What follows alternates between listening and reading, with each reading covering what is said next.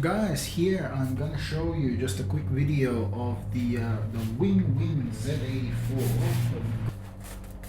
So I've just put the biggest thing about this WING WING is this canopy. This canopy doesn't want to seem to close, so I just put some duct tape on it, whatever. It was pretty cheap. It was only like $56 from Banggood. We got it on a flash sale.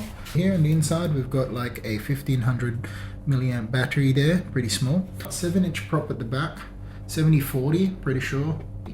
2212 980 kV. I don't know if you can see that in there. Whoop, yep.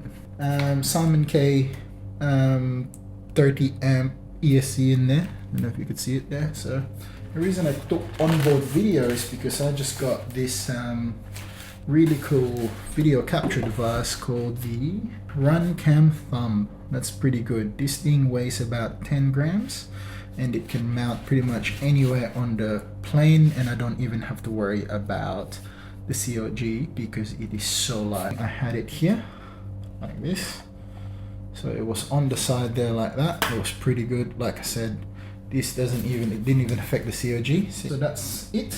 What I did was I just put a servo connector at the end, and you could literally just plug it straight into your receiver, and then there you go.